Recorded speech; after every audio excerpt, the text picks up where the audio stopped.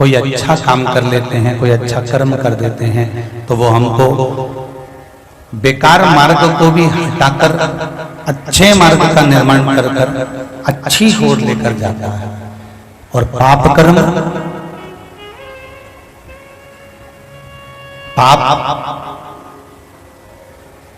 ये जो हमारा अच्छा कर्म है जो हम करना चाह रहे हैं, हमारे मन में बहुत सारी उम्मीदें हैं, बहुत सारा उत्साह है, बहुत सारा उमंग है कि हम भगवान के मंदिर जाएंगे, पूजन करेंगे, अर्चना करेंगे, दान करेंगे, पुण्य करेंगे। पाप उस पुण्य कर्म को रोकना चाहता है।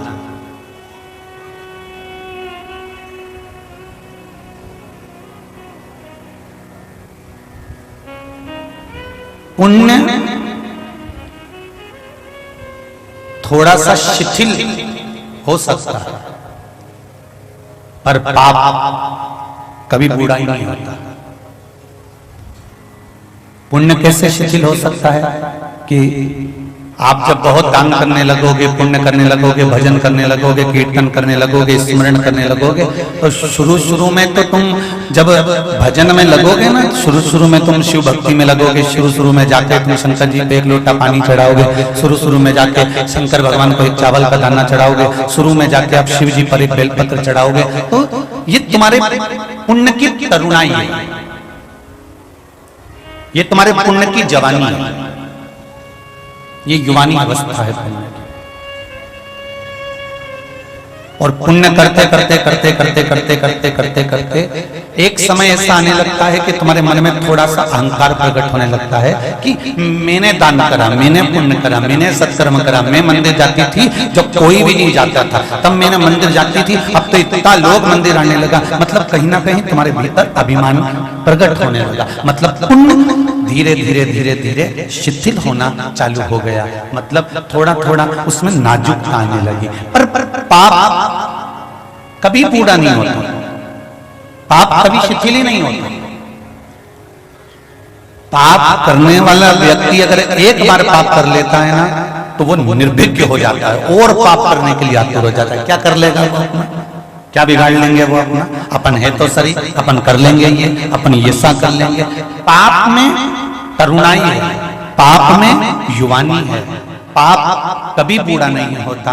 पर पुण्य करने वाला व्यक्ति 1 महीना, 2 महीना, 15 दिन, 20 दिन, 25 दिन दान करेगा, पुण्य करेगा, भजन करेगा, कीर्तन करेगा, फिर धीरे धीरे उसके मन में आ जाएगा, अरे अब मेरे को नहीं करना, अब रहने दो, अब बहुत दिन हो गए करते करते, अब क्या करो, जब कोई फायदा ही नहीं मिले तो फिर क्या करना। अब पुण्य थोड़ा थोड़ा थोड़ा थोड़ा शिथिल होने लगा, पुण्य थोड़ा थोड़ा नरम पड़ने लगा, पुण्य थोड़ा थोड़ा बूढ़ा होने लगा। पर पाप कभी बूढ़ा नहीं होता, पाप बढ़ता चले जाता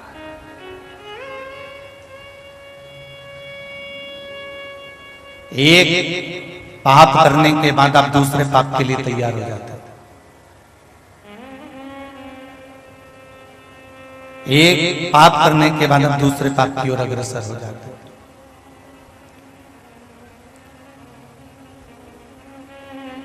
परशु महापुराण की कथा कहती है, मत बुरे कर्म कर बंदे वरना पछताएगा, भगवान की आंखों से तू बच नहीं पाएगा, तू बच नहीं पाएगा।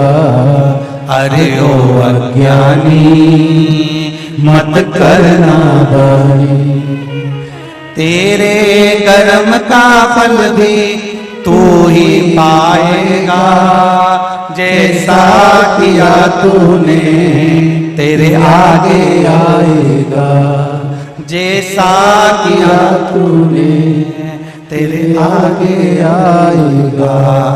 मत बुरे कर्म कर बंदे, मत बुरे कर्म कर बंदे वरना पछताएगा, भगवान की आंखों से तू बच नहीं पाएगा, तू बच नहीं पाएगा। बड़ा आप पाप कर्म में जब लिप्त होते चले जाते हैं, तब वो पाप आपको और बढ़ाते चले जाता है।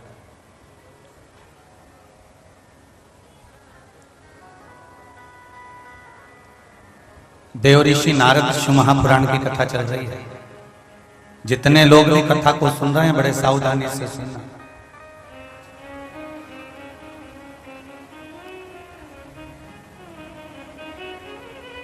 पाप कभी बूढ़ा नहीं होगा, इसलिए मेरी बहनें, जीजियों और मेरे भाई एक बात का स्मरण जरूर रखना, एक पाप अगर थोड़ा सा हो जाए तो थोड़ा रुक जाना कि अब दूसरा पाप करूंगा तो थोड़ा रुक कर करूंगा। पुण्य करते समय ना हाथ रोको, ना मन रोको, ना ये भजन की जिह्वा रोको, ना श्रवण के कर्ण रोको। पर पाप अगर हो रहा है तो एक करने के बाद थोड़ा रुक जाओ कि अब मैं बाद में करूंगा। हो सकता है जब हम पाप को दूसरे दिन पर टाल देंगे तो हो सकता है मेरा देवाधिदेव महादेव आकर उसको पूरा ही टाल दे। पाप जवान रहता है इसलिए उत्साह उमंग बहुत रहता है।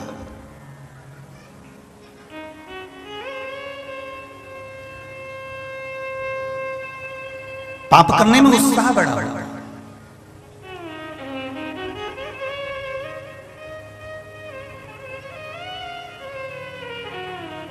पाप बूढ़ा नहीं होता इसलिए गलत काम जल्दी करा देता है।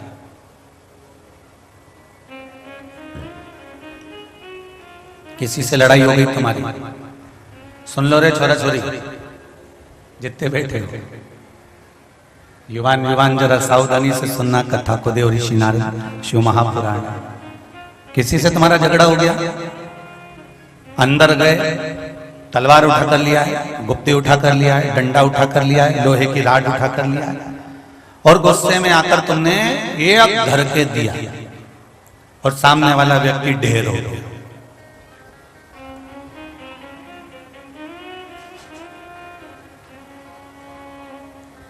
कितनी देर लगी?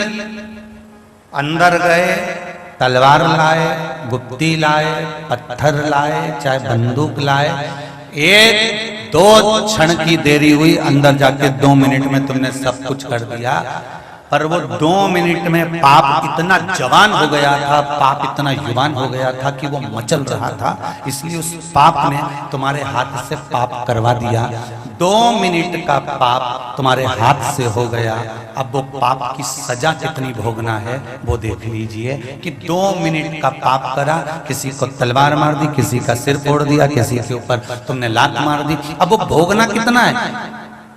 सामने वाले व्यक्ति ने रिपोर्ट कर दी, थाने में बात पहुंच गई, थाने में फाइल पहुंच गई, तुम्हें पकड़ कर ले गए, ले जाने के बाद बंद कर दिया। सालों तक वो फाइल चलती रही, चलती रही, चलती रही, चलती रही, तब जाकर 2, 3 साल, 4 साल में निर्णय आया। निर्णय आने के बाद में फिर वापिस बंद कर दिया गया। तो पाप कितनी देर का हुआ था? थोड़ी सी देर का। भुगतना कितना पड़ा? 4 साल, 6 साल, 8 साल, 10 साल।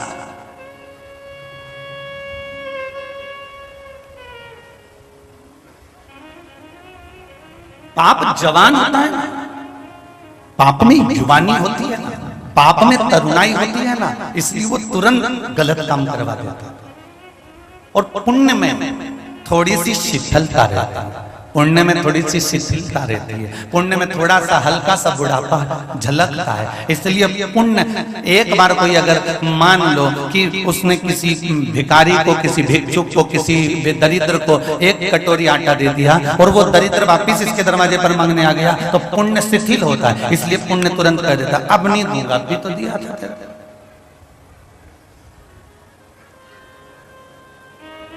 अब इस जगह पर पाप होता तो क्या करता? किसी ने तुमको गाली बक दी, दरवाजे पर आकर एक बार वो गाली बक कर गया, तुमने एक बार उसका जवाब दिया, इतनी देर में वो दूसरी बार फिर गाली बकने आ गया, तुम सुनो।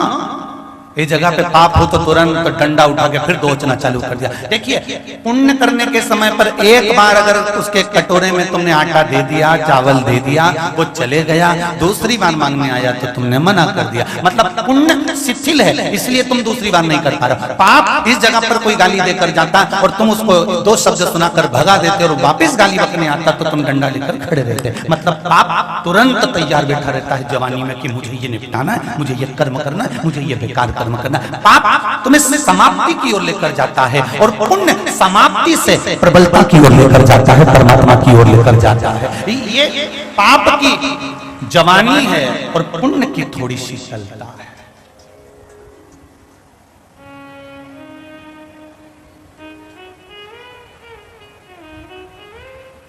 शर्ट कितने लोग पहने हैं? शर्ट कुर्ता कितने लोग पहने? जरा हाथ उठा। कुर्ता शर्ट कितने लोग पहने? आप लोग पहने? कुर्ता शर्ट में जो जेब लगी है वो सीधे हाथ पे लगी कि उल्टे हाथ पे लगी? लेफ्ट में। दिल कहां होता है? अरे बोलो तो जम के। लेफ्ट में। तो दर्जी को कैसे मालूम पड़ा कि जेब उल्टे हाथ पे ही लगाना है, लेफ्ट में ही लगाना है? क्योंकि दर्जी भी समझदार होता है, उसको मालूम है ये अगर मंदिर गया तो तुलसी का दल लेकर आएगा तो जेब में रख लेगा, ये बाजार गया गीता जी लेकर आएगा तो जेब में रख लेगा, ये सीहोर गया तो रुद्राक्ष लेकर आएगा तो जेब में रख लेगा, दिल के पास रखेगा तो मेरे नजदीक में रहेगा।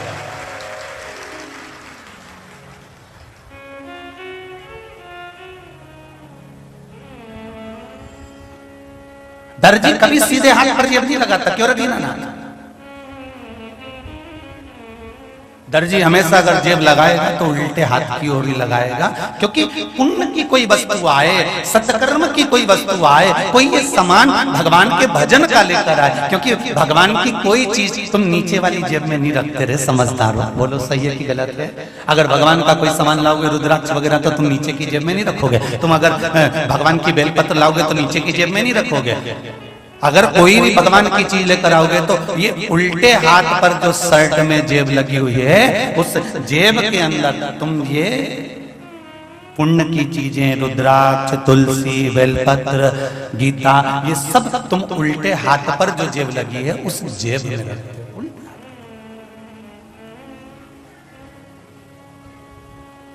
भगवान क्या कर रहे हैं इसके बहाने? दर्जी ने उल्टे हाथ पर जेब इसलिए लगाई कि जो भी पुण्य की चीज हो वो तुम्हारे हृदय के पास होना चाहिए। भगवान कहते हैं बेटे में और शिव में, पुत्र में, शंकर में, घर के लोगों में और देवाधिदेव महादेव में सबसे बड़ा अंतर क्या है? शिव में और पुत्र में अंतर क्या है? पुत्र, बेटा, बेटी तुम्हारे साथ जब तक तुम्हारा शरीर चल रहा है, जब तक तुम्हारा ये शरीर काम कर रहा है, कमा रहा है, तब तक तो सब काका जी ने, बुआ जी ने, फूफा जी ने, मामा जी ने, पिताजी ने, माता जी सब करेंगे। जिस दिन तुम्हारा शरीर शिथिल हो गया, बूढ़ा हो गया, शरीर से कोई काम नहीं बन रहा, शरीर बेकार होते होते होते होते होते होते अंतिम क्षण पर पहुंच गया, अंतिम क्षण पर कोई तुम्हारा साथ देने वाला नहीं होगा। जितने रिश्तेदार, नातेदार, कुटुंब, परिवार वाले जो भी होंगे, पुत्र में और शिव में एक अंतर है। पुत्र तुम्हारे सुख तक साथ देगा, तुम्हारे शरीर के सुख तक साथ देगा और फिर साथ देना अंतिम क्षण तक छोड़ देगा। पर एक बार अगर साथ तुमने मेरे देवाधिदेव महादेव का पकड़ लिया तो ये अंतिम क्षण तक साथ देगा, वो छूटेगा, वो छूटना हृदय लगाएगा। दर्जी को भी मालूम है कि उल्टी हाथ पर जेब लगाना,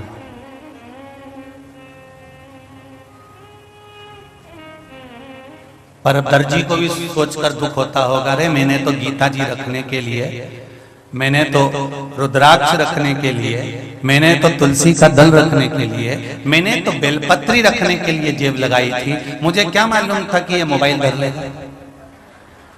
उसको क्या मालूम? फिर किसी ने कहा, जिसने मोबाइल बनाया और मोबाइल की तरंगों को बनाया, तो मोबाइल चलाने वाले, रिसर्च करने वालों ने कहा कि कुछ भी हो जाए इस मोबाइल को ऊपर वाली जेब में मत रखो। बोलो सही है कि गलत है? अरे बोलो तो नहीं। जितने आस्था चैनल पर कथा सुन रहे हो, फेसबुक, यूट्यूब पर कथा सुन रहे हो, ध्यान से सुनना। जो मोबाइल बनाने वाले होते हैं, रिसर्च करने वाले होते हैं, वो कहते हैं कि मोबाइल को ऊपर वाली जेब में मत रखना, क्योंकि वो वाइब्रेट करता है तो हार्ट अटैक आने की चांस बढ़ जाते हैं। ध्यान दीजिएगा जरा। मोबाइल वाले कहते हैं ऊपर अगर मोबाइल रखोगे तो हार्ट कमजोर हो जाएगा, और शिव महापुराण की कथा कहती है ऊपर अगर रुद्राक्ष रखा है तो हार्ट बलवान हो जाएगा। बलवान हो जाए।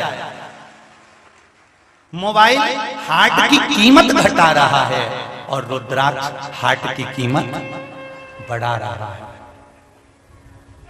क्यों? रुद्राक्ष केवल रुद्राक्ष नहीं है, शिव है। शिव जब दिल के पास होता है ना तो फिर कोई टेंशन नहीं होता है।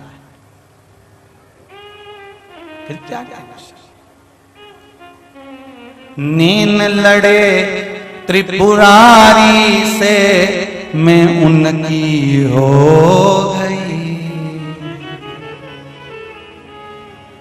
मेरे नैनन बरसे नीर सखी मैं काशी जाऊंगी,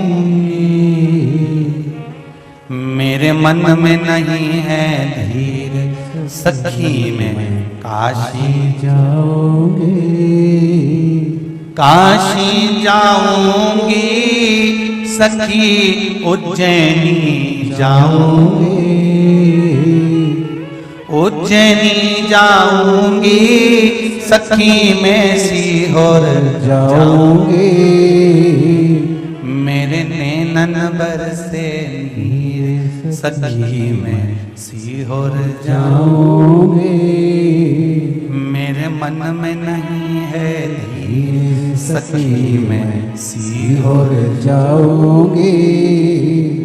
ये चित्त, ये मन, ये वृत्ति छोड़ दिया मैंने खाना पीना शिव की याद में, छोड़ दिया मैंने खाना पीना शिव की याद में, मेरे नैनन बरसे सखी मैं सीहोर जाऊंगी, मेरे मन में नहीं है धीर सखी मैं सीहोर जाऊंगी। ये चित्त, ये वृत्ति, ये मन बहुत ध्यान लगाना। देव ऋषि नारद ने दक्ष प्रजापति से एक बात कही थी, तुम्हारे बेटों को मैंने सत्संग में लगाया है, गलत जगह पर नहीं लगाया। इतने सारे लोग बैठे हैं, गाय के लिए लोग घर बनाते हैं, गौशाला। बोलो रे सही है कि गलत है? अरे जम के तो बोलो, ठीक है। तुम्हारे घर में चिड़िया हो तो चिड़िया के लिए भी लोग घर बनाते हैं, बोलो सही है। मिट्ठू हो, तोता हो तो उसके लिए भी घर बनाते हैं। तुम्हारे यहाँ पर अगर घोड़ा हो तो उसके लिए भी अस्तबल बनाते हैं, बोलो सही है कि गलत है? तुम्हारे यहाँ अगर मुर्गा मुर्गी हो तो लोग उसके लिए भी घर बनाते हैं। पर तुमने कभी सुना कि लोग गधे के लिए घर बनाते हैं? अरे बोलो तो जम के नहीं।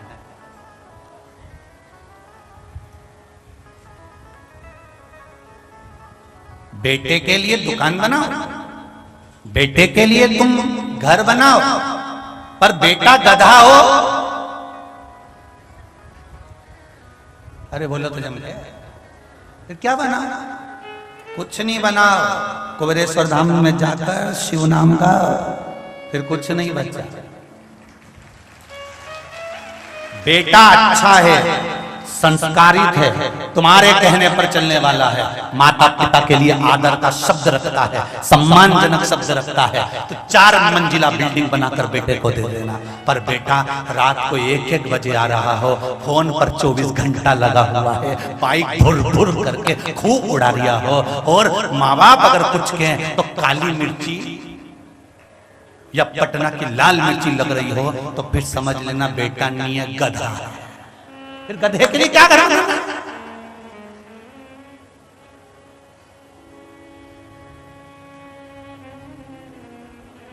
मदिरा का नशा करके आता है, रोड पे पड़ा है, उठा के लाना पड़ रहा है, वेश्यावृत्ति में डूबा हुआ है, जुए में डूबा हुआ है, गलत काम करता है, गलत दोस्तों के साथ बैठकर दिन भर ताश खेलता है। अब ऐसे गधे के लिए तुम घर बना रहे हो तो फिर तुम भी गधे से कम हो,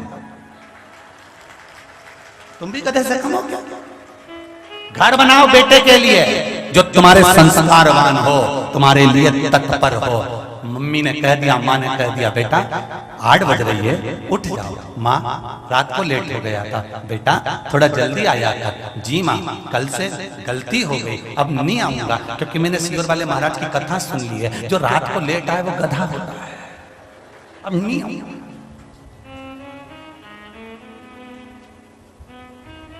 तुम घोड़े के लिए घर बना सकते हो, चिड़िया के लिए घर बना सकते हो, मुर्गा मुर्गी के लिए घर बना सकते हो, गाय के लिए घर बना सकते हो, पर कोई कहीं का मूर्ख होगा जो गधे के लिए घर बनाता होगा। समझदार बनना है बेटा, संस्कार। इसीलिए शिव महापुराण की कथा कहती है, पूत सपूत तो की धन संचय, और पूत कपूत तो की धन संचय। बेटा सपूत होगा, तुमने जो दिया है उसको 4 चांद लगा लेगा, और बेटा अगर कपूत है तो ढेर प्रॉपर्टी छोड़कर जाना, सब नाश मिला सब। एक बार शेयर मार्केट पे बैठेगा, दोस्तों के कहने पर सारा डब्बा गोल करके आ जाएगा, घर में आके मुसद्दी लाल जैसा बैठा। गुमशुदा तलाश केंद्र का ऑफिस होता है ना, उसमें देखना तुम, उसमें कभी रौनक नहीं होती। ऐसे कई बेटा बहुओं के मुंडा पे रौनक ही नहीं होती, समझ लेना। गुमशुदा तलाश केंद्र के ऑफिस, इनके चेहरे पर प्रसन्नता नहीं है। जब भी कोई काम करेंगे घाटा कर कराएंगे। बाप कह देगा, पिता कह देगा, माँ कह देगी मैं बैठी हूँ, तो चिंता मत कर, ये सोने की चूड़ी ले जा, ये सामान ले जा, पर तू चिंता मत करना मैं बैठी। पर माँ और बाप अपने बेटे से ये कभी नहीं कहते कि अब तू एक काम कर, गलत संगत छोड़ दे, बहुत नुकसान कर लिया, बहुत कुछ हो गया, अब डूबते हुए नहीं देख सकते। एक काम कर, तू मंदिर जाना प्रारंभ कर, शंकर को 1 लोटा जल चढ़ाना प्रारंभ कर, वो तेरा हाथ जरूर पकड़ेंगे। ये निश्चित है, थोड़ा समय लग सकता है, पर महादेव दूर नहीं हो सकता।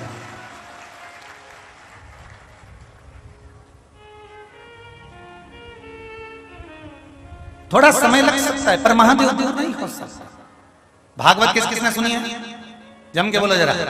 रामायण किसने सुनी है? सबने सुनी है। चलो धर लो हाथ नीचे। भागवत में लिखा है, भगवान कृष्ण ने पूतना को पछाड़ा, पूतना को मारा। बोलो सही है? भगवान कृष्ण ने अघासुर बकासुर को मारा। भगवान राम ने ताड़का को मारा। पूरी शिव महापुराण को उठाकर देख लेना, जितने भी असुर आए, पूरी शिव पुराण में कहीं नहीं लिखा कि शंकर भगवान ने तारकासुर को मारा, कि इसको मारा, कि उसको मारा। पूरी पुराण में एक ही बात लिखी है, शिव जी ने तारकासुर को तारा, शिव जी ने शंखासुर को तारा, शिव जी ने शंखचूर्ण राक्षस को तारा। यह मारने का प्रसंग नहीं है, तारने का है।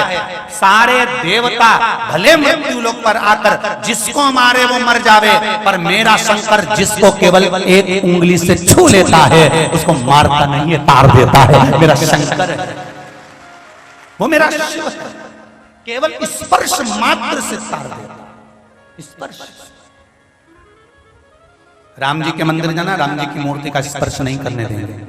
देवी जी के मंदिर जाना, देवी जी का स्पर्श नहीं करने देंगे। कृष्ण के मंदिर में जाना, कृष्ण का स्पर्श नहीं करने देंगे। जितने मंदिर में जाओगे उसमें स्पर्श नहीं करने देंगे। केवल एक देवाधिदेव महादेव का ऐसा मंदिर होता है जिसमें शंकर जी के मंदिर में प्रवेश करोगे और उसका स्पर्श कर पूजन करोगे तो कोई मना नहीं कर सकता, कोई मना नहीं कर।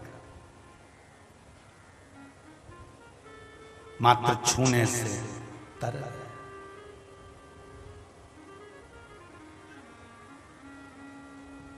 केवल स्पर्श।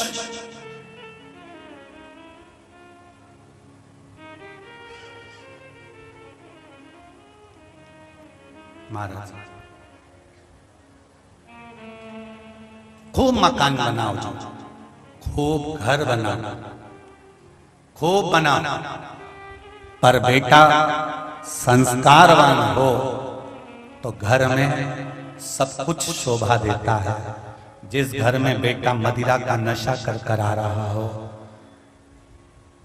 बहुओं को माँ और बाप से बात करने की फुर्सत ना हो, सास ससुर से प्रेम से 2 टप्पे बात ना हो, मायके में जब बात करेगी तो चेहरे पर पूरी स्माइल होगी, और सास से जब भी बात करेगी खंबे के पास टिक के ऐसी खड़ी होगी जैसे 2-4 मार के खड़ा कर रहा हो।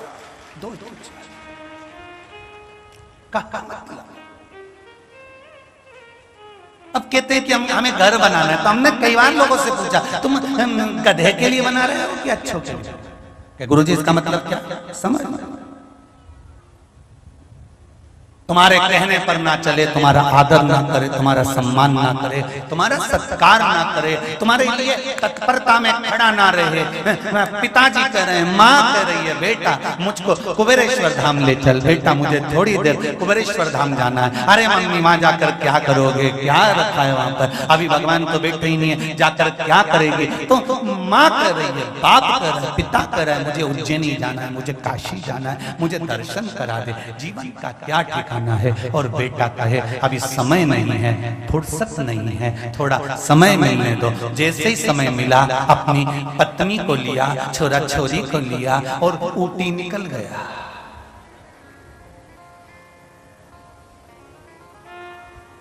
कहां?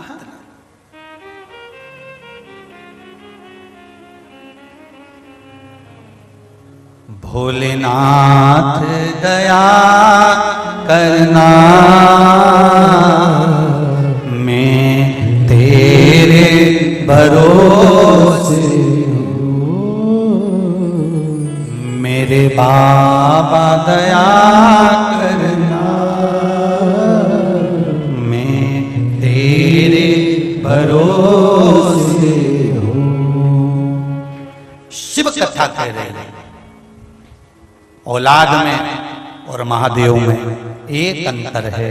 औलाद हो सकता है अंतिम समय में साथ छोड़ दे, पर अगर महादेव को एक लोटा पानी चढ़ा रहे हो, महादेव को अगर तुम एक चावल का दाना चढ़ा रहे हो, महादेव की आराधना अगर आप प्रतिदिन कर रहे हो, तो यह निश्चित है पुत्र औलाद साथ छोड़ देगी, पर मेरा महादेव अंतिम क्षण तक साथ नहीं छोड़ेगा रहे।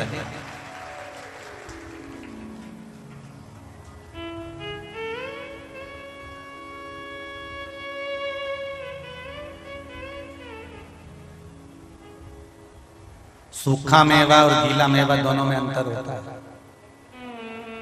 गीला मेवा सस्ता होता है, सूखा मेवा थोड़ा भाव में तेज होता है।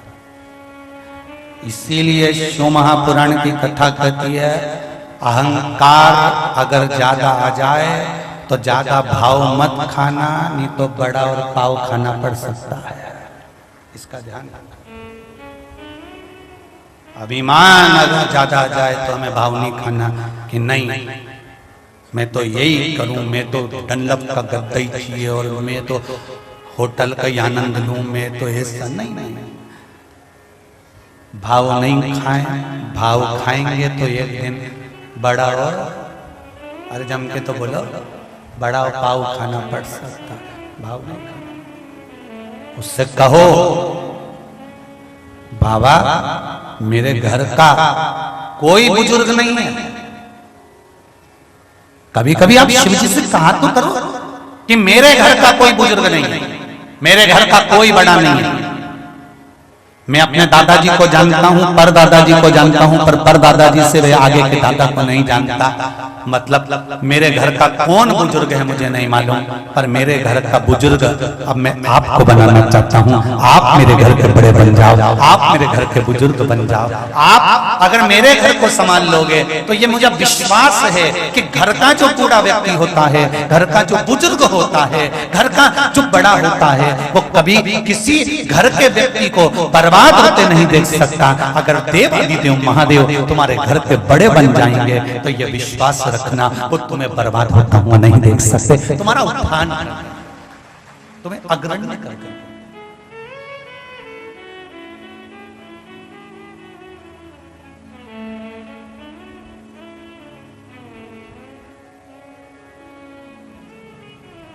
तुम्हारी अग्रण्यता है।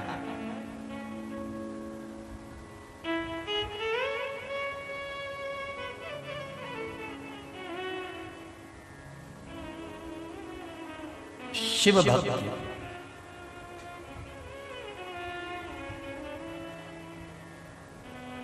जैसे जैसे शंकर की भक्ति भीतर उतरती जाती है, पाप कितना भी जवान हो हावी नहीं हो पाता, पुण्य शिथिल है तो भी ये जीवन निकल जाता है और जीवन में आनंद की अनुभूति होती रहती है। पाप नहीं बढ़ेगा। दिल के पास रुद्राक्ष रखिए,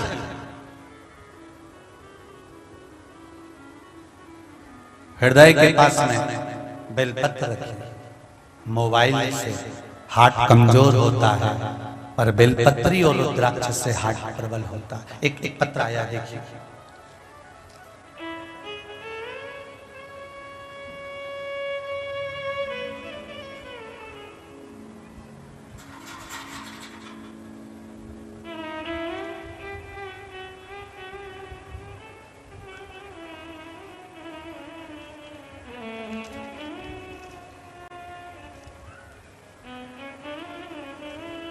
बंटी जाट नागदा जंक्शन से हैं, कहीं बैठे हैं? आप ही हैं? दोनों हाथ हिला दो एक बार। हर हर महादेव। गुरुजी, मेरे बड़े भैया की दोनों किडनी पूरी तरह से खराब हो गई थी। जो 3 साल हो गए थे, वो 3 साल से बिस्तर पर से ही नहीं उठा। तब हमने आपकी शिव महापुराण टीवी पर देखना चालू की। फिर मैं कुबेरेश्वर धाम आया और यहां से रुद्राक्ष लेकर गया। फिर हम उस रुद्राक्ष का जल पिलाना प्रारंभ कर दिए। 15 दिन में इतना आराम लग गया कि जो 3 साल से पलंग पर पड़ा था, अब वो घर में घूमना प्रारंभ कर दिया और बाजार जाना चालू। अब ठीक है, वो आराम है, उनको विराजमान। श्री शिवाय नमस्ते। शिव कृपा का एक पत्र और।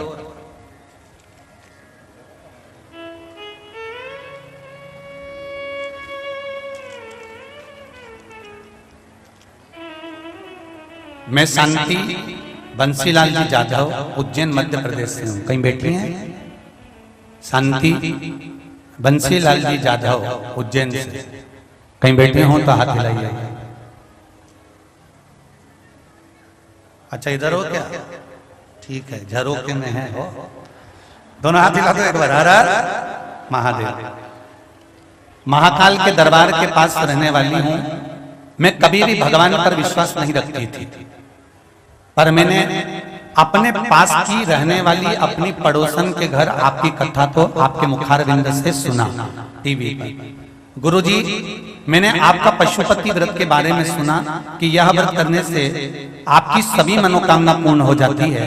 मैंने अपना नया घर खरीदा था, पर मुझे उसकी ना तो रजिस्ट्री दे रहे थे ना उसकी चाबी दे रहे थे।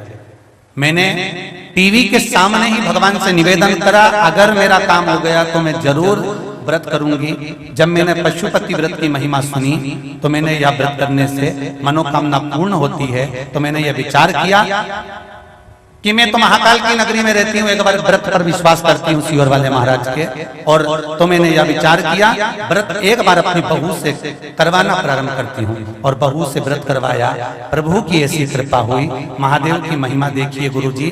पहले ही सोमवार को मेरी बहू शाम को पूजा कर कर आई और उसी वक्त बहू जैसी पूजन कर कर आई, जिसके पास में रजिस्ट्री रखी थी उसने शाम को हिलाकर रजिस्ट्री कर दे दी और चाबी प्राप्त हो गई। बैठो मां। हर हर महादेव। बैठ जाइए। हर हर महादेव। शिव कृपा इसको कहते हैं। शंभु की दया इसको। अब तो विश्वास जाग गया जी जी। अब मत छोड़ना शिव का द्वार।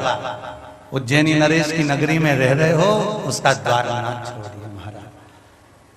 शंकर का द्वार पकड़कर रखोगे तो किसी दरबार में जाने की जरूरत नहीं पड़ेगी। उसका द्वार पकड़कर रखो बस, फिर किसी द्वार में नहीं जाना आपको, उसका द्वार मिल जाए।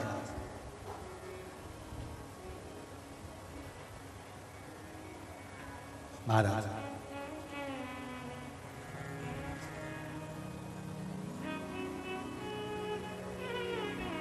और उसकी चौखट रुद्राक्ष वितरण तो बंद है, पर जो रुद्राक्ष यहां से एक पत्र हो रहे, देखिए उस पत्र छोटा सा है, पतरा सा।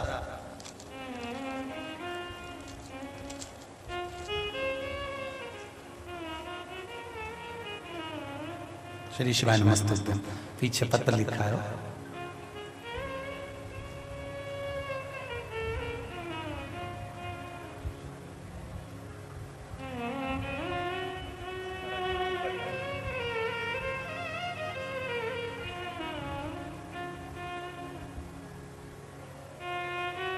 तीन कुसुम शर्मा 304 गंगा विहार दिल्ली 31। आप ही हैं? हर हर महादेव।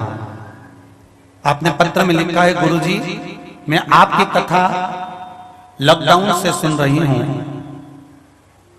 बाबा की कृपा से केवल श्री शिवाय नमस्तुभ्यम का स्मरण करने से, एक लोटा जल से क्या नहीं मिला। बाबा को धन्यवाद देने आई हूं कि मुझे सब कुछ दे दिया बाबा, सब। ये शिव कृपा। बैठिए भाई। हर हर। एक पत्र में एक प्रश्न लिखा, देखिए।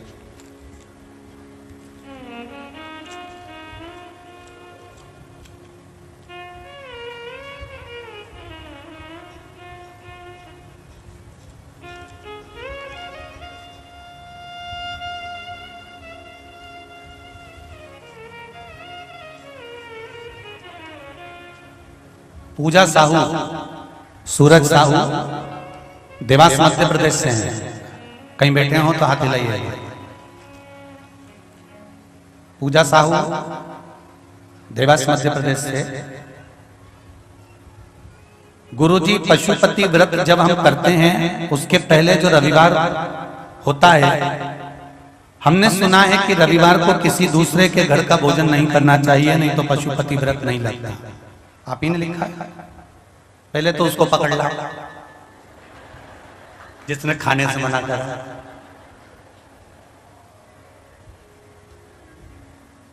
बहुत प्रेम से भोजन करो।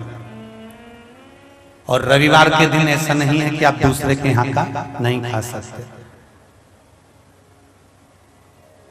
प्रेम से अगर कोई बुला रहा है, प्रेम से जाओ, आनंद से जाओ, घर में खाओ, चाहे अतिथि भाव में पाओ। पर शिव महापुराण में पशुपति व्रत में ऐसा नहीं लिखा कि एक दिन पहले तुम्हें घर का ही भोजन करना पड़ेगा। केवल सोमवार के दिन का वर्णन है कि सोमवार के दिन अगर मायके में भी पशुपति व्रत पड़ा है, अगर आप शिव मंदिर में पूजन करने जा रही हो, मायके में ही अगर पशुपति व्रत पड़ा है तो पांचों व्रत तुम्हारे मायके में होना चाहिए। ससुराल में कर रहे हो तो ससुराल में होना चाहिए। एक ही जगह का भोजन ग्रहण करें। सोमवार का दिन जो हो वो घर का जो भोग लगा हुआ प्रसाद हो उसी को ग्रहण करें। रविवार का ऐसा वर्णन नहीं है। शिव महापुराण की कथा कहते हैं। कई लोग कहते हैं गुरुजी रुद्राक्ष वितरण बंद है, बाहर मिल रहे हैं, आपका नाम लेकर दे रहे हैं। हम एक बात कहना चाहेंगे, हमारे यहाँ से अगर कोई भी चीज आपको प्राप्त होगी तो वो निःशुल्क प्राप्त होगी, उसका कोई शुल्क नहीं है। और हमारे यहाँ से कोई भी रुद्राक्ष बाहर नहीं दिया गया कि आप इसको बेचिए, क्योंकि रुद्राक्ष मेरे शंकर का स्वरूप है। जब मेरा शंकर मेरे पास में है तो मैं उसको क्यों बेचूंगा या बाजार में क्यों दूंगा। जो मिला सब आपका।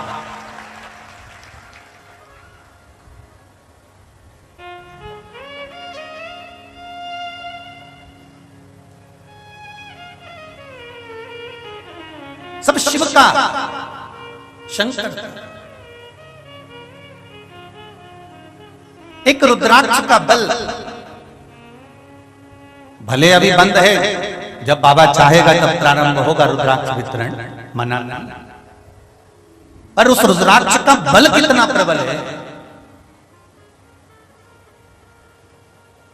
कहीं के भी रुद्राक्ष आप लेंगे, पहले उसको सिद्ध करिए, फिर उसको लायक बनाकर फिर उसको धारण करिए। पर कुबेरेश्वर धाम का रुद्राक्ष सीधे ले जाकर तांबे के लोटे में डालो, बहुत भारी बीमारी है तो उस रुद्राक्ष का जल शिव जी को चढ़ाओ, झेल कर लाओ, थोड़ा थोड़ा सुबह दोपहर शाम पीना चालू करो।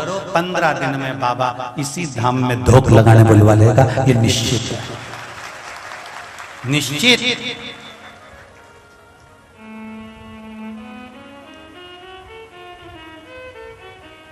उसकी तेरे दरबार की बाबा निराली शान देखी है, तुझे देते नहीं देखा पर झोली भरी देखी है। शिव आराधना में लगे। कभी मौका मिल जाए, परिवार के लोग भले तुम 4 बार आ गए 6 बार आ गए, फिर कोई कह दे कि मुझे कुबेरेश्वर धाम जाना है, फिर दौड़ कर आ जाना। शंकर और कंकर की भूमि पर कहीं पर भी बैठकर 108 बार श्री शिवाय नमस्तुभ्यं बोलना, विनती करना, चले जाना। बाबा कृपा कर फिर खींच कर, उसकी करुणा है, उसकी दया।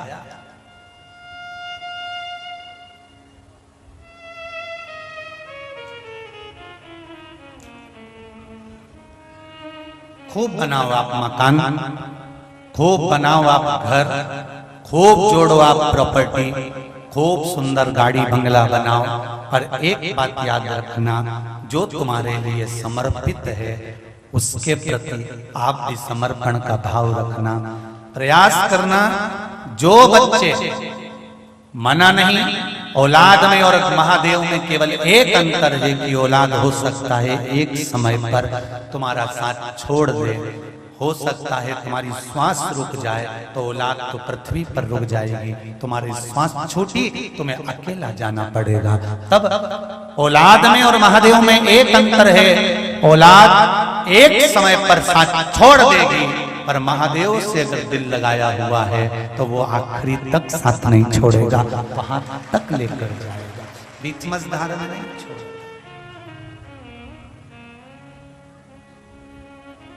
नहीं छोड़ेगा।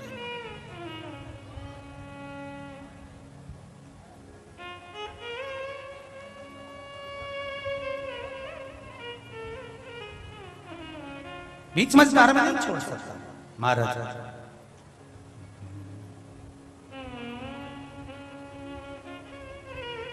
मुझे ले चलिए उस धाम,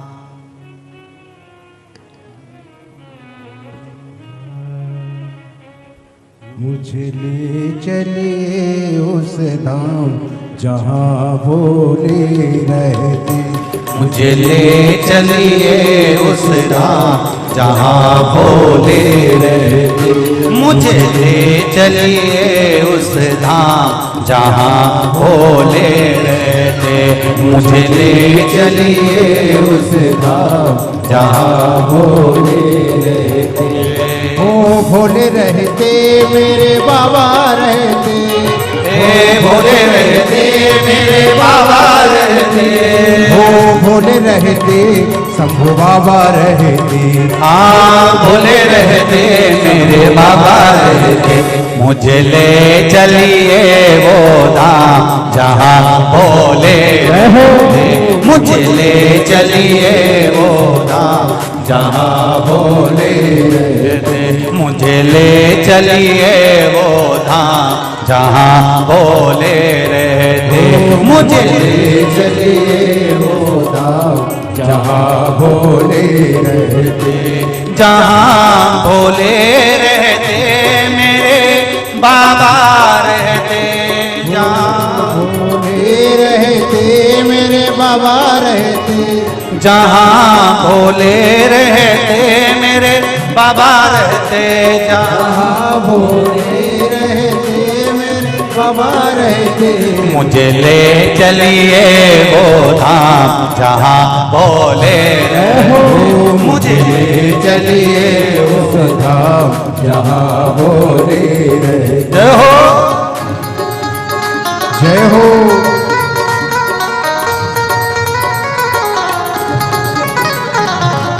शंकर भगवान की जय।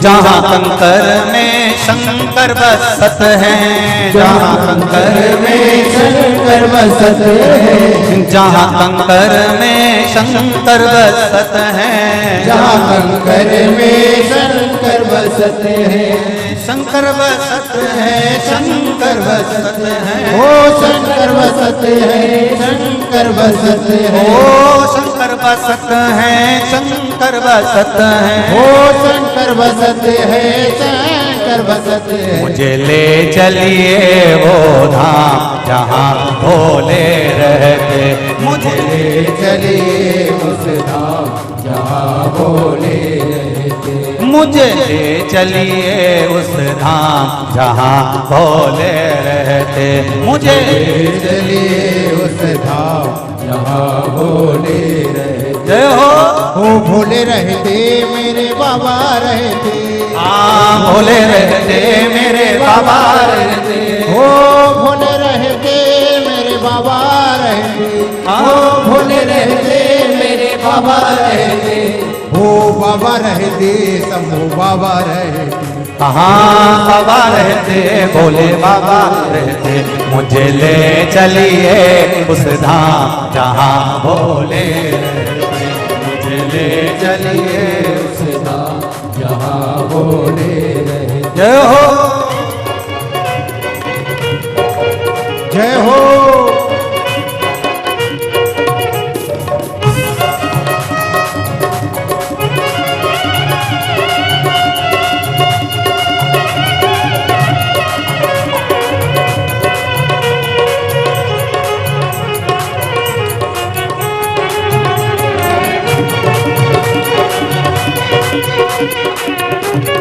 हरि बोल। बड़े आनंद में हर हर महादेव।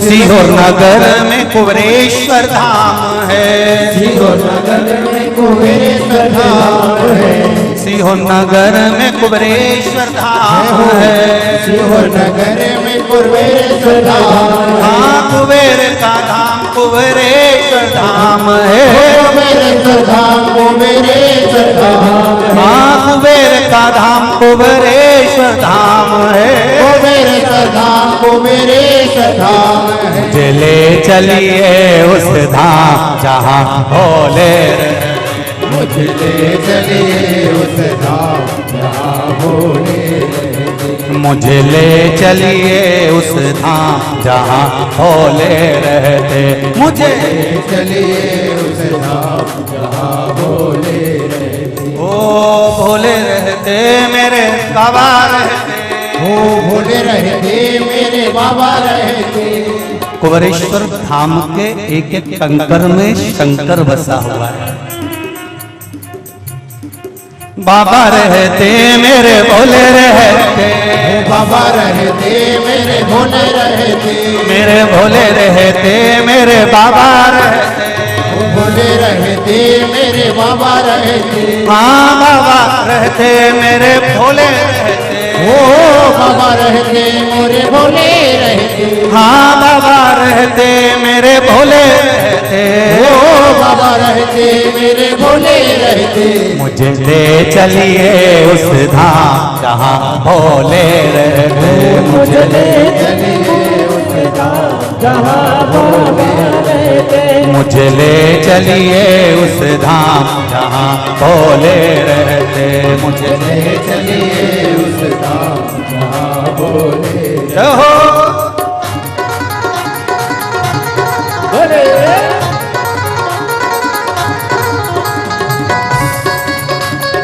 हर हर महादेव।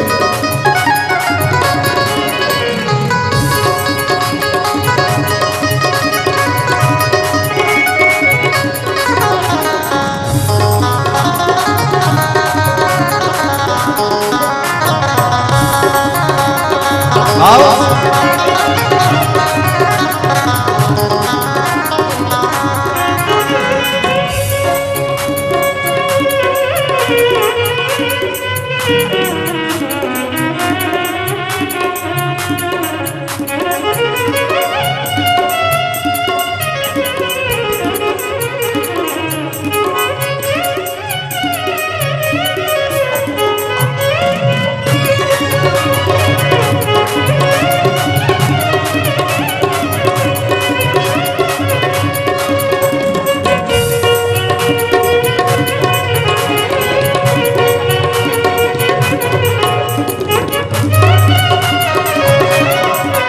ओ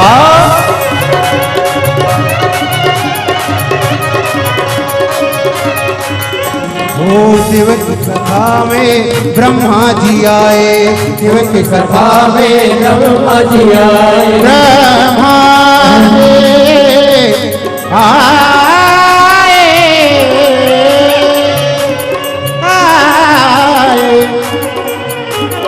आए, शिव की कथा में ब्रह्मा जी आए, शिव की कथा में ब्रह्मा जी आए, ब्रह्मा जी आए संग ब्रह्मांड को लाए, ब्रह्मा जी आए संग ब्रह्मांड को लाए।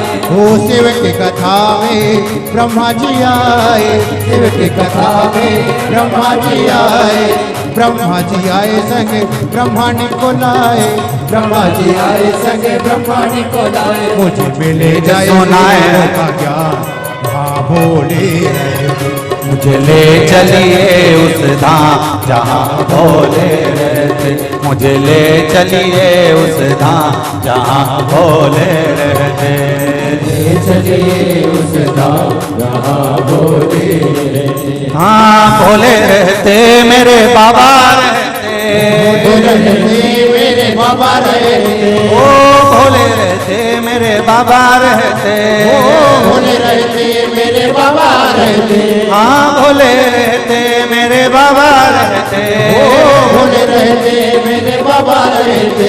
मुझे ले चलिए उस धाम जहाँ भोले रहते, मुझे ले चलिए उस धाम जहाँ भोले रहते, मुझे ले चलिए सिहोर धाम जहाँ बाबा रहते, मुझे ले चलिए उस धाम जहाँ बाबा रहते, चलिए उस धाम जहाँ भोले रहते, मुझे ले चलिए उस धाम जहाँ बाबा रहते, मुझे ले चलिए वो धाम जहाँ बाबा रहते, मुझे ले चलिए उस धाम जहाँ भोले रहते। हार हार महादेव महाराज शिव भक्ति जहाँ पर सदा आनंद में समाहित हो, जहाँ एक एक कंकर में शंकर समाया हुआ, ऐसी पावन धरा पर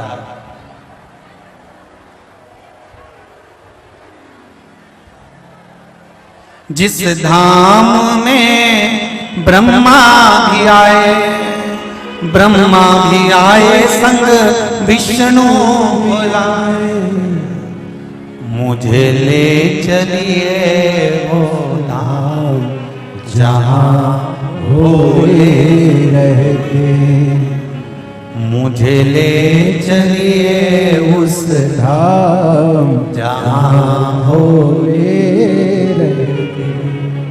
आज पूर्णिमा हृदय से शिव जी से कहना है हमको, बाबा आपके मस्तक पर चंद्रमा विराजमान है, सुना है उस पूर्णिमा के दिन जब आपके मस्तक पर चंद्र रहता है, जो दिल से कहा जाता है आप सुनते जरूर हो, मेरे भी मन की कामना पूर्ण करना बाबा। बाबा से निवेदन करें, श्री शिवाय नमस्तुभ्यं, श्री शिवाय नमस्तुभ्यं, श्री शिवाय नमस्तुभ्यं, श्री शिवाय नमस्तुभ्यं, श्री शिवाय नमस्तुभ्यं। बाबा से अपने मन की बात कहते थे, उससे निवेदन करें, विनय करें, भोला सब दुख काटो, शिव शंकर जपूं तेरी माला, भोला सब दुख काटो। हे बाबा सब दूर भटक लिए, सबसे कह कर देख लिया, सबसे विनती कर कर देख ली, अब आपके पास आकर निवेदन करा है मेरे को। अब आपसे कहने के लिए रिटर्न बढ़ाओ थोड़ा सा, आपसे कहने के लिए मैं भोला सब दुख काटो। एक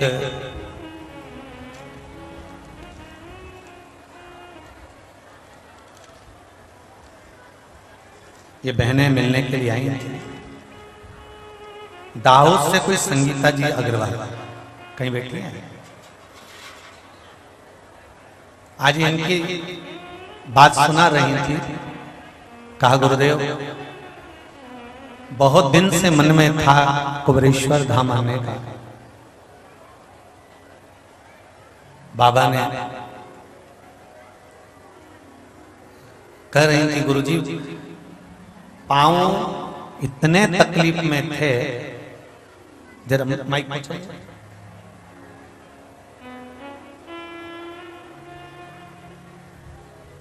पहुंचाओ जरा नजदीक में, जल्दी पहुंचाओ। इतने तकलीफ में पांव थे गुरुदेव कि चलना बैठना उठना सब तकलीफ में था, पर शिव कृपा ऐसी रही, पांव की मालिश करवाना पड़ती थी, बाई लगाना पड़ती थी, पर एक लोटा जल सारी समस्या का हल। कहां से आई हो बहन? श्री शिवाय नमस्ते जी। आपके चरणों में कोटि कोटि वंदन और श्री माता जी के चरणों में भी कोटि कोटि नमन। जय हो गुरुदेव। देखिए पूजा पाठ तो बहुत की, सब कुछ किया, लेकिन उस हरि ने, उस हर ने आज मुझे नारायण से मिला दिया, जो कुबरेश्वर धाम में मुझे लाकर मेरे सपनों को साकार किया।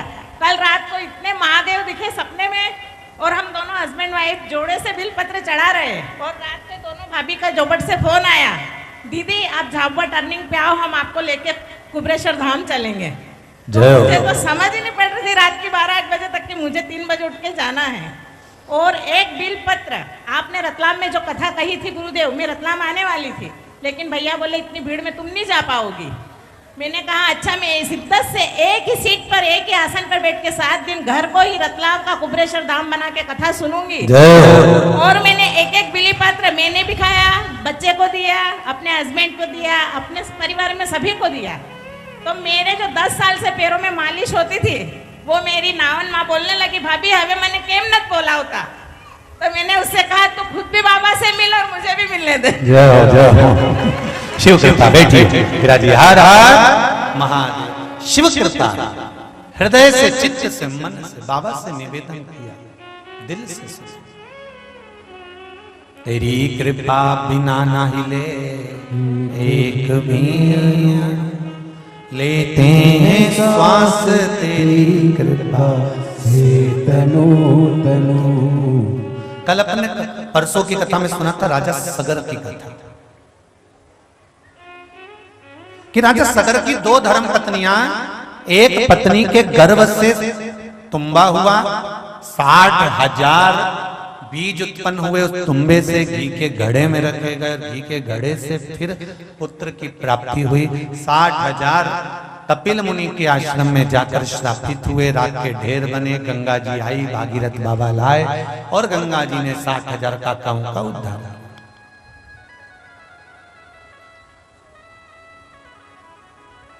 पर जिस देवऋषि नारद शिव महापुराण की कथा करें, देवऋषि नारद शिव महापुराण की कथा करें कि जिस सगर के घर में 60,000 पुत्र का जन्म हुआ, बेटा अंशुमान का जन्म हुआ, इस सगर का मतलब क्या होता है? सगर, सागर का मतलब होता है समुद्र, अपार, बड़ा, विशाल। सगर का मतलब क्या है? सा धन गर, सगर मतलब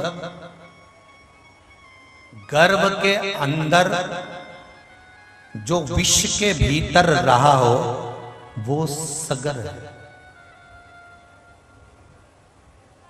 अगर नाम को देखा जाए तो ऐसा महसूस होता है कि ये सगर मां के गर्भ में अगर रहा होगा तो विष के साथ रहा होगा।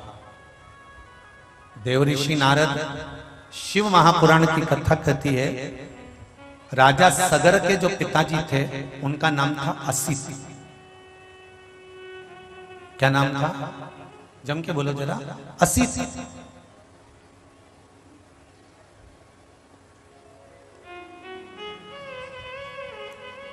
असित की 2 धर्म पत्नियां थी।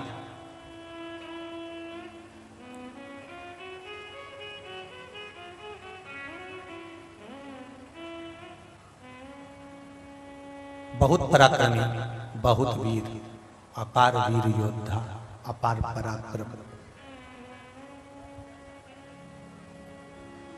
जिस राज्य पर आक्रमण करते थे असित, उस राज्य को जीत कर लेकर आते थे।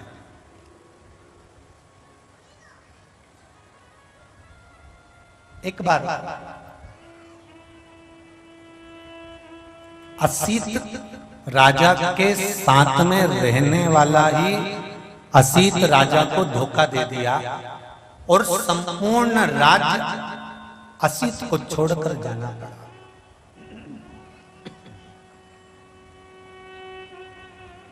संपूर्ण राज्य छोड़ना पड़ा।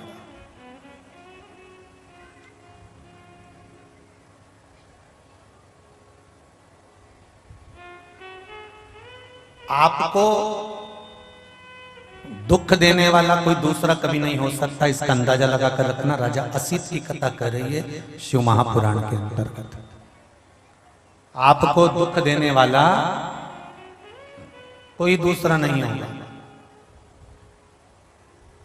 स्वयं के अपनों को दुख देते।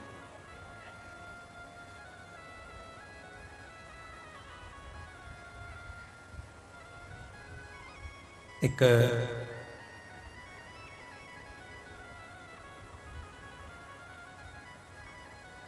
फिल्म में अभी सागर की कथा में भी आप लोगों को बोला था, सागर की कथा में भी वर्णन किया था। एक फिल्म में किसी कलाकार ने कह दिया था कि शिव जी पर दूध चढ़ाने से अच्छा है कि किसी गरीबड़े को पिला दो। और वो कटी हुई क्लिपिंग व्हाट्सएप पर चली, फेसबुक पर चली, खूब चली।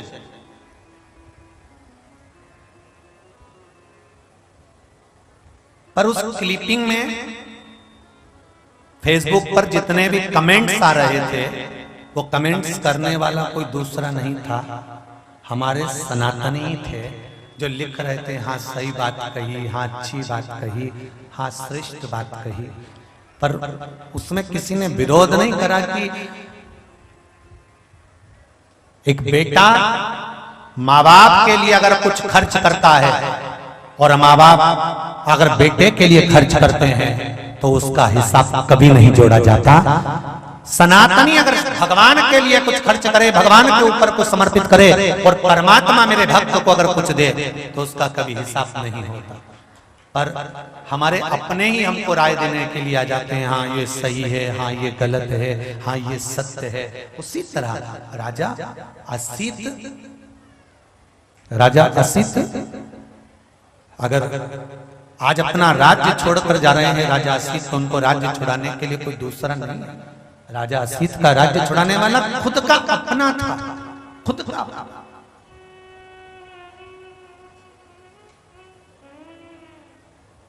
राज्य पर आक्रमण हो गया, छोड़कर जाना। अब देखिए जरा, राजा अपनी रानियों को जब लेकर चला, दोनों रानियां राजा के साथ में थी। राजा की जो बड़ी रानी थी उसका नाम था कालिंदी। उसको लेकर जब राजा असित चला और चलने पर राजा असित ने आज अपनी रानी को रोक कर दोनों रानियों से कहा, मान लो मुझसे विरोध करने वाला, मुझसे युद्ध करने वाला अगर पीछे से आकर आक्रमण करे और मेरे प्राण चले भी जाए तो तुम चिंता मत करना, तुम गर्भ से हो दोनों, तुम एक काम जरूर करना, जब तक गर्भ रहे तब तक मट्टी का पार्थिव शिवलिंग का निर्माण करना और शंकर की आराधना करते रहना, तो ये निश्चित है कि तुम्हारा गर्भ सुरक्षित रहेगा और तुम्हारे गर्भ से जो पुत्र होगा वो सूर्य वंश का नाम रोशन करेगा, ये निश्चित है।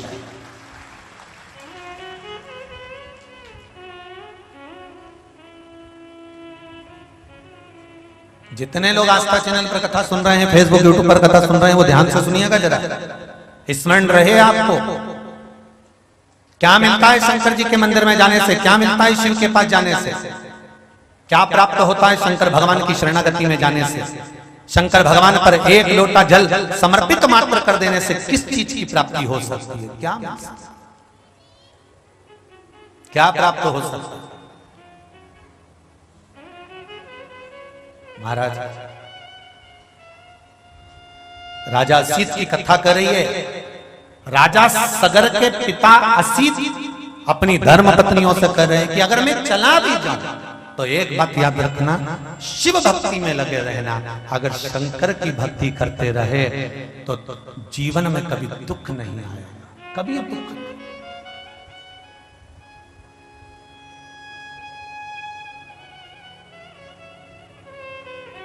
इसी कुबेरेश्वर धाम की पूर्व की कथा 2019 और 20 आप कभी मौका मिले तो YouTube पे डली होगी, निकाल कर सुनिएगा। इसी कुबेरेश्वर धाम पर एक बहन ने आकर कहा था, मेरा पति कोरोना महामारी में चले गया, उसके पार्टनर ने पूरा धन रख लिया, भाई बंधुओं ने पूरा धन संपदा रख ली, मेरे गोद में मेरी एक छोटा सा संतान है, मेरा पुत्र है, इसको लेकर कहां जाऊं गुरुदेव। अब वो भी नहीं, अब इस पुत्र का भरण पोषण कैसे होगा, संपदा सबने रख ली, वो मरे, हमें मालूम नहीं था कितना था, कहां गया, कैसे गया, मैं किसके सहारे जीऊं। इसी कुबेरेश्वर धाम की कथा पर आपको मिलेगा। तब उस बेटी से हमने एक ही बात कही थी, दुनिया के लोग आपका धन ले जा सकते हैं, आपकी संपदा ले जा सकते हैं, पर दुनिया के लोग आपका भाग्य नहीं ले जा सकते, इसलिए इस भाग्य को शिव के भरोसे,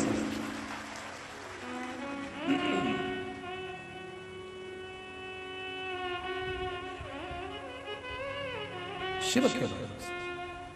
मेरे बाबा दया करना, मैं तेरे भरोसे भोले बाबा दया करना, मैं तेरे भरोसे। रख ले, रखने वाला रखेगा। 25 लाख की गाड़ी में घूमने वाला भी एक दिन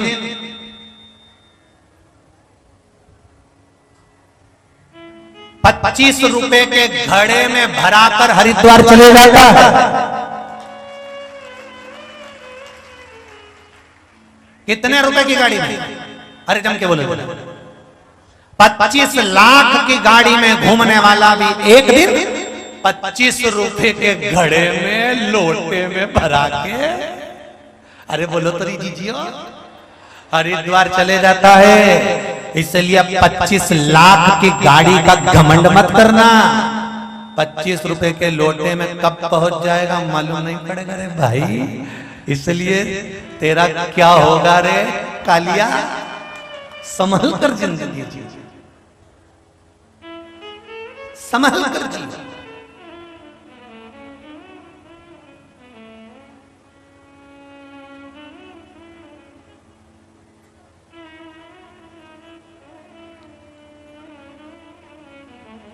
पच्चीस लाख की गाड़ी में घूमते घूमते घूमते घूमते दुनिया को धोखा देकर, दुनिया को परेशान कर कर, दुनिया को कष्ट देकर, दुनिया की आंखों में नेत्र में जल देकर, दुनिया का धन अगर थोड़ा सा नोच कर रख भी लिया, 25 लाख की गाड़ी में घूमने के बाद एक दिन तो 25 रुपए के लोटे में आओगे।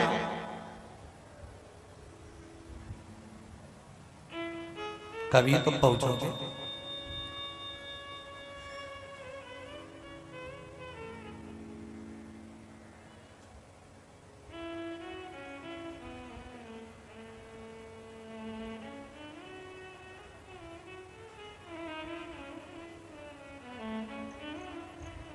महाराज कोई जरूरी नहीं है कि जिंदगी में आपने किसी को धोखा देकर धन ले भी लिया, संपदा ले भी ली, धोखा देकर थोड़ा सा वैभव बना भी लिया तो आप सुखी हो जाएंगे, आप आनंदित हो जाएंगे। ये निश्चित नहीं है, इसमें निश्चितता नहीं है, इस आनंद नहीं है।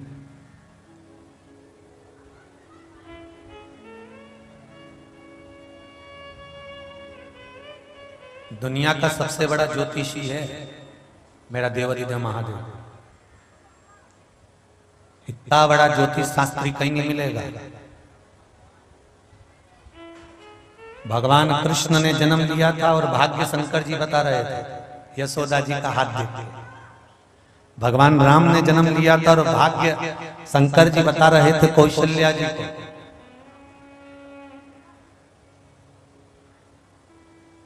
पार्वती ने तो जन्म ही नहीं लिया था और नारद जी को सारा वृतांत तो शिव जी सुना रहे थे।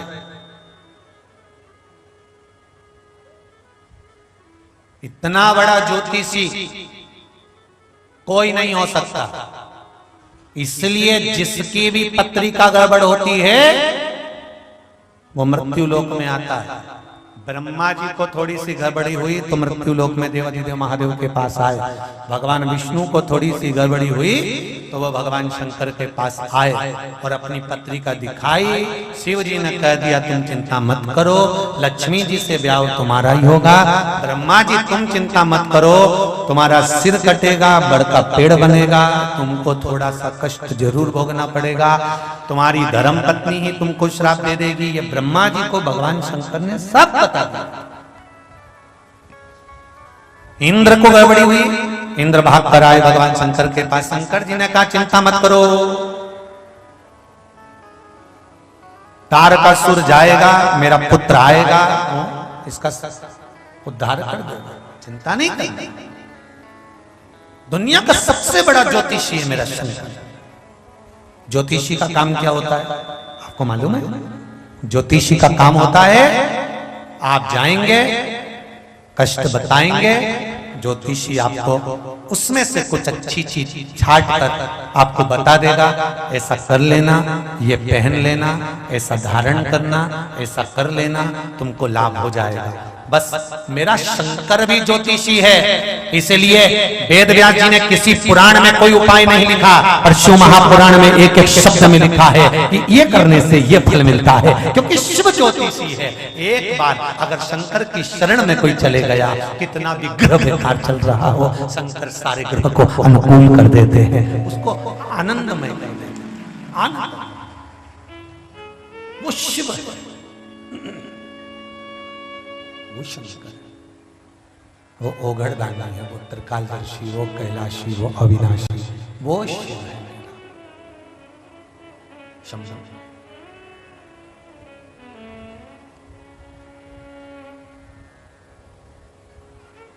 हिमालय राज के घर में पार्वती जी का जन्म। देवऋषि नारद ने जाकर जो शंकर भगवान से सुन रखा था वही देवऋषि नारद ने हिमालय राज की यहां मीनावती को बताया।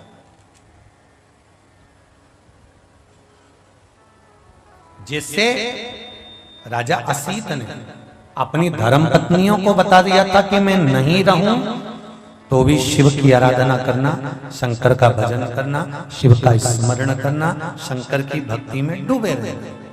अब देखिए, जिस राजा ने असीत के साथ कपट करा था वो राजा इन रानियों के पीछे पड़ गया, असीत के प्राण छूट गए, राजा इनके पीछे पड़ गया।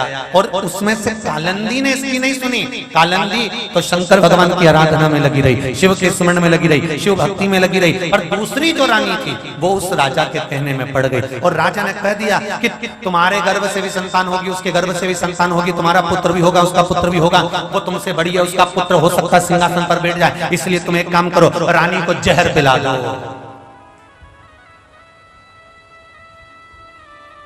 कालंदी रानी को जहर दे।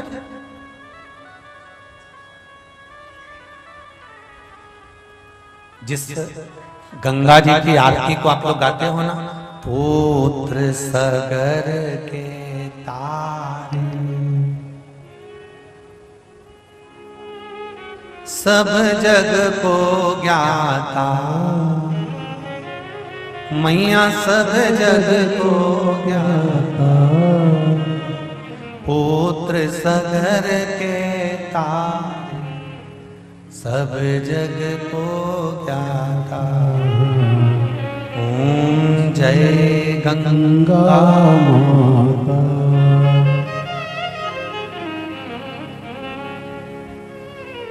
जय गंगा माता, मैया जय गंगा माता, जो नर तुमको ध्यान वो नर तर जाता। ओम जय गंगा माता। जिस राजा सगर के पुत्र गंगा जी ने तारे थे, वो सगर कोई साधारण नहीं था। जिसके कुल में गंगा जी आई, शंकर जी जटा में गंगा विराजमान हुई, वो सगर कोई साधारण नहीं था। ध्यान देना, रानी ने दूसरे के कहने पर अपनी सोतन के गर्भ को नष्ट करने के लिए जहर का प्याला दे दिया। ये कालंदी को नहीं मालूम था कि इसमें जहर है। कालंदी को तो कहा, कोई मुनि आए थे, मुझे तो लग रहा था वो शंकर के अवतार है, मुझे तो लग रहा था वो शिव के अवतार है। ये प्रसाद लेकर गए हैं, ले पी लो।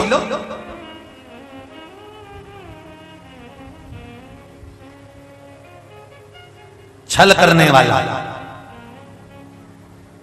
कपट करने वाला, कपटी। रामचरितमानस में भी लिखा है कि कपटी मुनि का वेश धारण कर कर एक बैठ गया था। उसने राजा के यहाँ जाकर भोजन के लिए ब्राह्मणों को बुलाया और भोजन में मांस, सुनी कि नहीं सुनी कथा रामायण की, उसमें मांस बना दिया। मांस बनाकर उन ब्राह्मणों के सामने परोस दिया। आकाशवाणी हो गई कि जिस भोजन की थाली के सामने तुम बैठे हो इसमें मांस मिला है। सारे ब्राह्मण उड़ गए, उन्होंने श्राप दे दिया राक्षस होने का। वही रावण बन गया, वही कंस बन गया, ये वही हिरण्यकश्यप हिरण्याक्ष बन गए। ये श्राप से बने। इसलिए यहाँ शास्त्र कह रहा है कि दुनिया के लोग हो सकता है धर्म के नाम पर, परमात्मा के नाम पर, कहीं भगवान के नाम पर तुम्हारे साथ कपट ना कर जाए, क्योंकि आज के जमाने में कपट की कोई परिभाषा नहीं रही। कपट की, बेईमानी की, पाप की कोई परिभाषा नहीं रही। दुनिया के लोग धर्म के नाम पर भी पाप कर जाते हैं, सत्कर्म के नाम पर भी पाप कर जाते हैं, कपट कर जाते हैं। इसलिए शिव महापुराण की कथा कर रही है कि प्रसाद के रूप में दिया गया था मीराबाई को जहर, प्रसाद के रूप में दिया गया था इस असीत राजा की रानी कालंदी को जहर, प्रसाद के रूप में ही प्रहलाद के सामने भी जहर दिया गया था। ये कभी भी हो सकता है धर्म के नाम पर, सत्कर्म के नाम पर कोई पापाचार हो जाए।